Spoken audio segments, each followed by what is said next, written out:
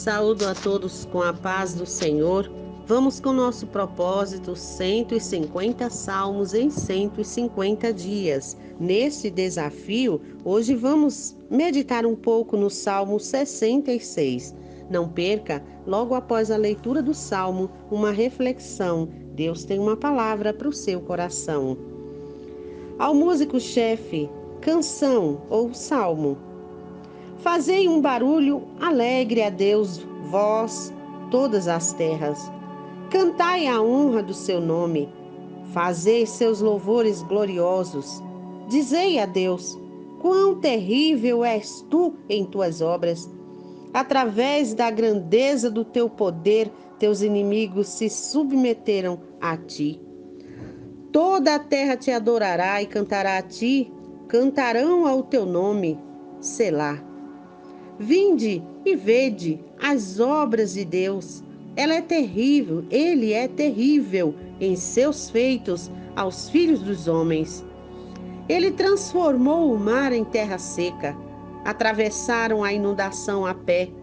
Ali nos regozijamos nele. Ele governa pelo seu poder para sempre. Seus olhos contemplam as nações, que os rebeldes não se exaltem. Selá.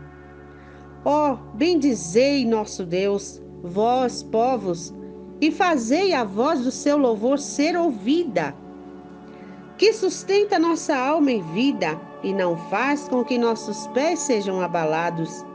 Pois tu, ó Deus, nos provaste, tu nos testaste como a prata é testada.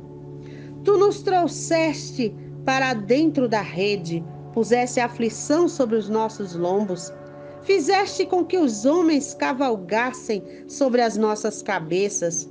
Atravessamos o fogo e a água, mas tu nos trouxestes para um lugar rico. Entrarei na tua casa com ofertas queimadas, pagarei a ti os meus votos, que os meus lábios proferiram e a minha boca falou. Quando eu estava em tribulação, oferecerei a ti ofertas queimadas de cevados, com incenso de carneiro, oferecerei novilhos com cabras, Selá. Vinde e ouvi, todos vós que temeis a Deus, e eu declararei o que ele tem feito pela minha alma. A ele gritei com minha boca, ele foi exaltado com a minha língua. Se eu considerar a iniquidade no meu coração, o Senhor não me ouvirá. Mas na verdade Deus me ouviu, ele atendeu a voz da minha oração. Bendito seja Deus, que não afastou a minha oração, nem a sua misericórdia de mim. Glória a Deus. Um salmo maravilhoso, um salmo de ação de graças, um salmo direcionado a todos, ou seja, um Deus de todos, mas também um Deus de muitos e principalmente um Deus de um. Louvado seja Deus, um Deus de todos, porque toda a terra é chamada. No primeiro verso ele diz, fazei um barulho alegre a Deus, vós todas as terras. Então toda a terra, todo ser vivente é chamado a louvar a Deus, a dar graças a Deus pelo seu cuidado, com muita alegria, com muito regozijo, com palmas. Mas isso não significa que eu vou sair correndo e gritando por aí. A gente vai entender como é esta gritaria, esse barulho, essa alegria que está sendo convocado, né? E toda a terra é convocada. Mas quando diz o Deus de muitos, ele se referia ao povo de Israel. E também a gente lembra daquela passagem, né, que muitos são chamados, mas poucos escolhidos. Todo povo, toda a terra é chamada a dar ação de graças, a render graças, a louvar a Deus, a engrandecer o nome desse Deus maravilhoso que temos, que é um Deus criador, um Deus provedor, um Deus que socorre, que cuida, um Deus que está sempre presente. Lembrando que esse salmo não tem um autor definido, mas ele aponta para alguns fatos. Então, quando ele diz um Deus de um, porque é um chamado individual, um chamado pessoal, ou seja, ele é um Deus VIP, que ele pode ser só meu, no momento em que eu preciso, no momento que eu preciso de socorro, de ajuda, de ensinamento, ele me socorre, ele é meu Deus. O salmista muitas vezes se referiu assim, meu Deus. Jesus, ele se referia Pai quando ele ia orar, mas a oração que ele ensinou, Pai Nosso. Ele é o meu Pai, mas ele é o nosso Pai. Eu preciso entender isso de uma forma profunda, né? Nós somos chamados porque a adoração, ela deve ser coletiva. Todos nós devemos nos ajuntar para adorar a Deus, para louvar, para falar dos seus feitos. Mas a adoração, o louvor também tem que ser pessoal. E como é esse louvor pessoal? É com a minha vida. Não é só quando eu canto, quando eu oro, quando eu digo palavras maravilhosas. Oh Deus, Tu és a minha força, Tu és a minha luz, Tu és maravilhoso. Isso é muito bom. Elogiar a Deus é dizer coisas maravilhosas tiradas do nosso ser, do nosso coração. Mas o verdadeiro louvor, a verdadeira adoração é quando com a minha vida inteira, com o meu ser, com o meu todo, eu posso louvar a Deus. Louvar a Deus com os meus pensamentos, louvar a Deus com a minha fala, palavras de bênçãos, não palavras de maldição, mas com o meu sentimento. Quando eu tiver um sentimento ruim, opa, Deus não gosta desse sentimento e vamos mudar o sentimento pensando nas grandezas de Deus. E quando eu fizer as minhas ações, será que essa ação que eu estou fazendo louva a Deus? Engrandece? Será que alguém vai olhar para mim e dizer: esta é uma mulher que realmente serve a Deus, por fazer a diferença entre o que serve a Deus e o que não serve, como disse um dos profetas menores. Nós precisamos meditar nisso. Precisamos falar não somente com a boca, mas com nossos atos, sobre os grandes feitos de Deus, que são motivos de adoração. Ele criou tudo. Quando eu olho para o céu, quando eu olho para a natureza, quando eu olho para os animais, quando eu olho os tempos, as estações, quando eu olho tudo, quando eu olho o cuidado de Deus com os livramentos que Ele dá à nação e que Ele dá a mim também. Então esse salmo é um chamado a todos a considerar as obras de Deus e lhe oferecer o devido louvor. Né? Como eu já disse, não identifica o autor, nem a circunstância em que foi composto esse cântico. Mas ele faz menção da travessia do Mar Vermelho. Ele aponta para as provações do povo de Israel, uma nação escolhida, eleita, mas que sempre se rebeliava. Deus os deixava sofrer antes de conduzi-lo a um lugar espaçoso, ou seja, a terra prometida. Então a gente vê no verso 2, cantai a honra do seu nome, fazei seus louvores gloriosos, ou seja, a honra do seu nome, é o que eu já disse, é honrar o nome de Deus com as nossas ações, com as nossas palavras. Nós precisamos meditar nisso. E esses salmos, eu costumo dizer, e eu estou entendendo isso, a gente costuma olhar os salmos como, dai graças ao Senhor, buscai ao Senhor. A outra hora, o Davi nas guerras, na calúnia, nas dificuldades, ele diz, clamo a ti, Senhor, Deus da minha salvação, é um salmo de clamor, né? Aí tem a gente que já corre, né, para o Salmo 40, Senhor, esperei com paciência, depois da bênção chegar, né? Mas na hora não tinha paciência nenhuma. E outros já correm para o 70, apressa-te, ó Deus, porque eu não suporto mais. Mas os salmos, eu tenho visto, ao desenrolar dos estudos dos salmos, a cada capítulo, eu tenho visto algo grandioso e terrível. É um arrancar de cascas de feridas. E isso se tem se dado na minha própria vida, e eu acredito que na vida daqueles que estiverem levando a sério esse propósito dos salmos, que no início eu chamei para um milagre em 150 dias. E depois eu fui questionar a Deus, eu disse, mas Deus, eu estou prometendo um milagre em 150 dias. Ele disse, eu estou no negócio. Por quê? Porque ao longo desses 150 dias, nós vamos aprendendo a servir melhor a Deus, como louvar a Deus, um louvor que seja aceito. Tem um hino de Fernando Brum que ele diz, adorar a Deus é mais que cantar, é mais que erguer as mãos, não consiste em rituais ou tradições. Adorar a Deus é mais, muito mais que emoções. Louvado seja Deus, é muito mais. E é isso que a gente vai aprendendo e também tirando as cascas das feridas, vai adentrando no nosso íntimo e vai buscando lá dentro. Até o final desse salmo tem uma coisa muito importante que eu entendi e eu quero trazer para nós hoje. Muito importante, que mexeu com algo lá dentro do meu íntimo. Sabe que a gente tem coisas ocultas que nem a gente mesmo se dá conta? A gente tem fantasmas, a gente tem monstros, a gente tem orgulho, a gente tem tanta coisa que se a gente perguntar assim, se perguntar para mim, você é uma pessoa orgulhosa? Eu vou dizer, claro que não.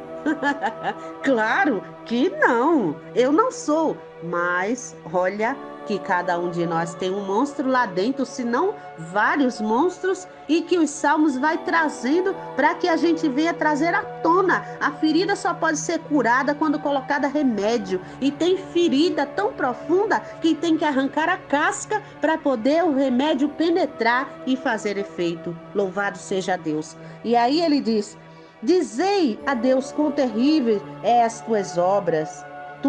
És tu em tuas obras. Através da grandeza do teu poder, teus inimigos se submeteram a ti. E aí ele diz, toda a terra te adorará e cantará a ti, cantarão o teu nome, Selá. Ele chama para uma pausa, para uma reflexão de que toda a terra deve falar dos feitos do Senhor, dizer a Deus, tu és terrível, porque Deus é aquele que cuida, Deus é aquele que trata, mas Deus é aquele que ensina, Deus é aquele que tem um cuidado de pai. Um pai verdadeiro não é aquele que dá só amor, presentes, beijinhos, mas é um pai que ensina, porque é o ensinamento que a gente vai carregar para a vida. Às vezes a gente sofre por achar que tudo tem que ser do jeito que a gente acha. Mas Deus, Ele está pronto com a sua palavra, através dos testemunhos dos seus servos que deixaram registrados aqui. Louvado seja Deus, a sua trajetória, para que a gente possa aprender com os erros deles, mas também com os acertos. E aí ele diz, vinde e vede as obras de Deus, são um convite, venha para perto, dê um tempo para você ver as obras de Deus. Ele é terrível em seus feitos aos filhos dos homens. Deus é amor, mas ele também é justiça, por isso diz que ele é terrível.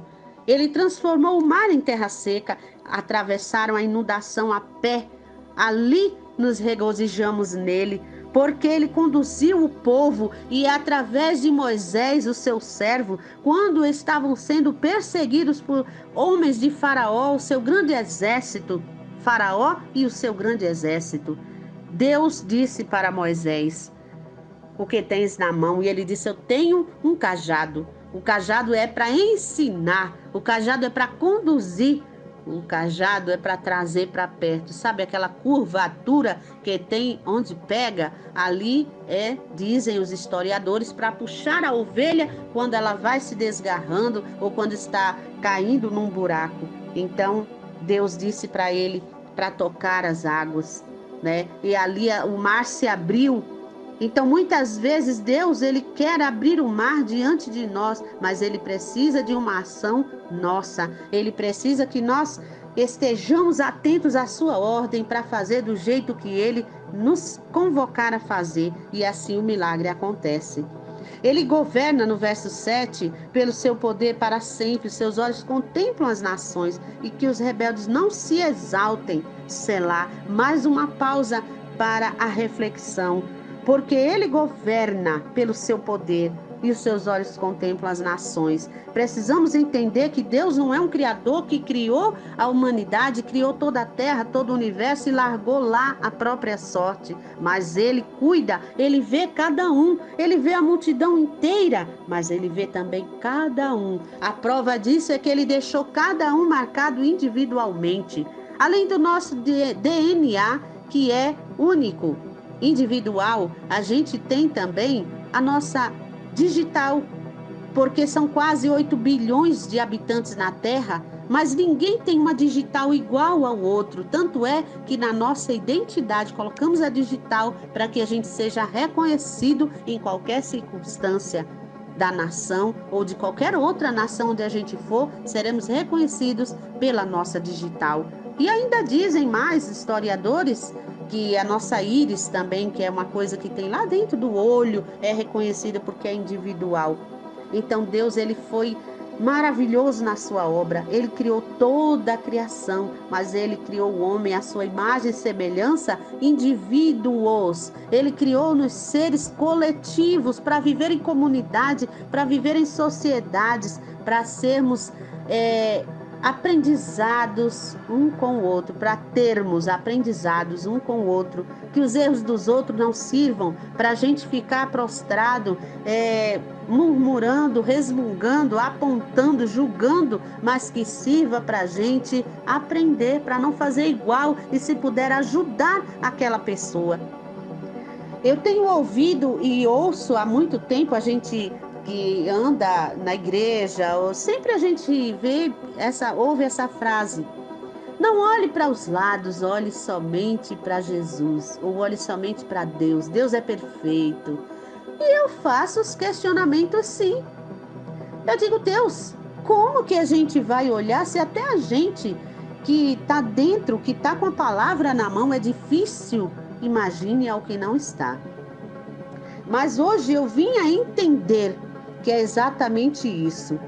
Eu sempre gosto de dizer que amar a Deus acima de todas as coisas e ao teu próximo como a si mesmo. Eu sempre gosto de lembrar, de enfatizar que essas três coisas, esses três mandamentos, eles estão interligados. Não tem como, a Bíblia fala isso. Não tem como eu dizer que amo a Deus se eu odeio ou se eu desprezo ao meu irmão. E não tem como eu amar ao meu irmão se eu não amar a mim mesma. Então estão ligados. Eu só posso dizer que eu amo a Deus se eu me amo e se eu amo também ao meu semelhante. Mas como não olhar o erro do outro? Tem uma frase, eu não lembro onde foi que eu vi, mas fala que os seres humanos são espelhos uns dos outros. Eu acho que é coisa de psicologia. E dizia assim que quando as pessoas são colocadas no nosso convívio para nos ensinar uma lição. E quando eu olho uma pessoa arrogante, é como se fosse um espelho. E eu digo: essa pessoa é muito arrogante. Mas eu esqueço de olhar para dentro de mim. Será que não tem um pouco de arrogância também em mim? E aí vem a parte do orgulho que eu falei no início. Aí eu digo: essa pessoa está no seu orgulho e aquela coisa toda. Mas e o meu orgulho, né? Que às vezes eu não tinha percebido. Vamos dar um exemplo. Um exemplo que sempre acontece. Eu sei de alguém que está falando de mim, está falando mentiras ao meu respeito, está falando a coisa distorcida do jeito que não é assim. E aí eu fico apavorada e eu quero logo ir lá e esclarecer essa situação e mostrar que não é assim que está acontecendo. Não é dessa forma. Eu não sou assim, isso não está acontecendo. O que é isso? Eu chamava de defesa, eu chamava de defensora da verdade, mas estudando esse salmo e ouvindo algumas interpretações eu entendi. Foi o meu orgulho que foi ferido, foi o meu orgulho que foi arrancada a casca e o pus começou a sair e o sangue e doeu e eu entendi. Como é que a gente pode olhar para Deus, olhar somente para o perfeito? É olhando que as nossas imperfeições também podem vir à tona e só pode ser curado quando arrancado a casca. Então, que Deus nos ajude através desse e dos outros salmos, que a gente possa entender o verdadeiro louvor a Deus consiste não somente em cantar, em dizer Deus é maravilhoso, em orar, em fazer alguma ação em prol do outro, mas a verdadeira adoração insiste quando eu parar para pensar, para meditar, como diz aqui, selar, para uma pausa, para meditar, para refletir, para olhar para si mesmo, para se olhar, para se ver, aonde é que está o defeito do outro, onde é que está dentro de você também. Você só pode curar alguém quando você se curar. Então vamos olhar para cima, olhar para o perfeito, olhar para o perfeito que é Deus e o seu Filho Jesus, que veio mostrar que é possível ser humano e ser correto e ser santo, porque ele disse: sede santo como eu sou santo. Então é possível viver uma vida de retidão, uma vida na verdade, uma vida na justiça, mas tudo isso a partir de consertarmos dentro de nós mesmos aquilo que estiver errado e lembrar que Deus é aquele que transforma o mar em terra seca, é aquele que abre o mar para o seu povo passar. Isso significa hoje, não é o mar que eu vou ali onde tiver um mar e tocar para ele se abrir, para mostrar que Deus é comigo. Não é isso. É o mar da dificuldade que eu estou olhando e vendo aquele mar que vai me tragar ou o inimigo que vai me engolir, mas que eu possa olhar para dentro de mim e que o nome de Deus seja louvado através da minha vida, e assim as maravilhas de Deus serão manifestadas de uma forma grandiosa. Ó bendizei, o verso 8 diz: ó bendizei nosso Deus, vós povos, e fazei a voz do seu louvor ser ouvida. É chamar aos povos, bendizer a Deus, chamar todo mundo para louvar a Deus. Mas eu preciso estar com o louvor de Deus na minha vida, né? Ele que sustenta a nossa alma em vida e não faz com que os nossos pés sejam abalados, né? Quando meus pés estão querendo ser abalados ou tropeçar, ele me lança uma palavra como essa para olhar para dentro de mim e me fortalece e me sustenta e me leva à perfeição, ao caminho da perfeição. Porque Deus é aquele que prova. Nem toda coisa que acontece ruim com a gente é o diabo que está trabalhando para nos derrubar, nos destruir, mas às vezes é algo que Deus ele quer nos levar a um deserto. Eu sempre digo, o deserto é lugar de aprendizado, é um lugar de crescimento, é um lugar de transformação. Aí vem o sofrimento, porque nós andamos com a cabeça meio desorientada para lá e para cá, e Deus nos chama a uma coisa. Ele diz no 10: pois tu, ó Deus, nos provaste, nos testaste como a prata é testada. E o 11 diz: nos trouxeste para dentro da rede, puseste aflição sobre os nossos lombos, fizeste com que os homens cavalgassem sobre as nossas cabeças. Olha, cavalgar sobre as nossas cabeças. Atravessamos o fogo e a água, mas tu nos trouxeste para um lugar rico, um lugar seguro, um lugar plano, um lugar espaçoso, ou seja, um lugar de tranquilidade, de paz, a terra prometida, que é a paz de Cristo, a paz de Deus. O que é essa paz? É a ausência de conflito? Não, a paz que há em Cristo Jesus é a paz de Deus, é a paz do Espírito Santo se movendo em nós, que mesmo em meio à tormenta, mesmo em meio à calúnia, mesmo em meio a qualquer aflição, qualquer problema que estejamos passando, nós possamos manter a confiança e a tranquilidade de confiar que Deus está no controle, que alguma coisa temos que aprender ali e que a vitória é certa, em nome de Jesus. Quando ele diz assim, que nos fizesse que homens cavalgassem as nossas cabeças, é exatamente isso que eu tinha falado. Às vezes alguém nos faz alguma coisa, é para pisar na nossa cabeça e falar: oh, bater assim na caixinha e dizer: tem alguma coisa aí que precisa ser consertada, né? A nossa cabeça às vezes dá voltas lá dentro, a nossa imaginação pinta o outro como monstro, esquecemos de olhar para os nossos monstros internos, né? E ele disse que nos colocou para testar como a prata, ele nos colocou no fogo, né? Então a gente lembra daquele versículo, Isaías 43:3, se não me falha a memória, que diz que quando passares pelo fogo, ele não te queimará. Quando passares pelas águas, elas não te submergirão, né? Porque Deus ali está presente. A gente tem os exemplos dos 3 moços que passaram na fornalha.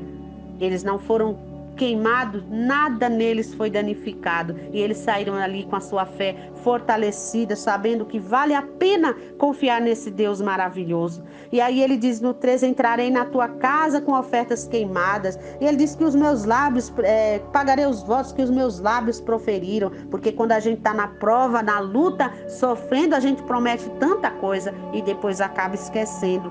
Mas ele diz: vinde, ouvi todos vós que temeis a Deus, e eu declararei os feitos pela minha alma. É falar sobre a grandeza de Deus, mas principalmente mostrar, não é? E ele diz que gritou com a boca. Ele diz assim, ó, no 18: se eu considerar a iniquidade do meu coração, o Senhor não me ouvirá, mas na verdade Deus me ouviu. Ele atendeu a voz da minha oração. Então, quando a gente começar a tirar a iniquidade do nosso coração, a iniquidade pode ser a vaidade, pode ser o orgulho, pode ser a avareza, pode ser qualquer outra coisa que você vai poder identificar.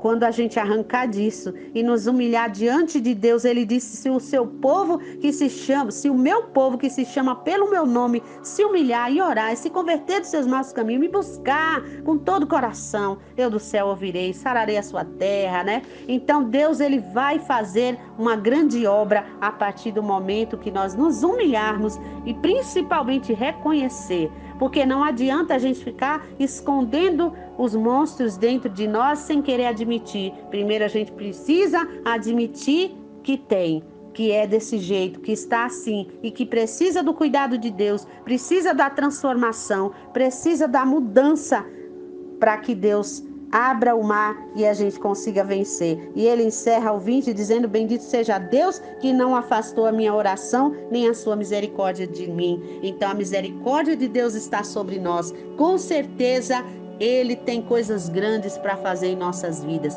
Que Deus nos abençoe. Um beijo no coração.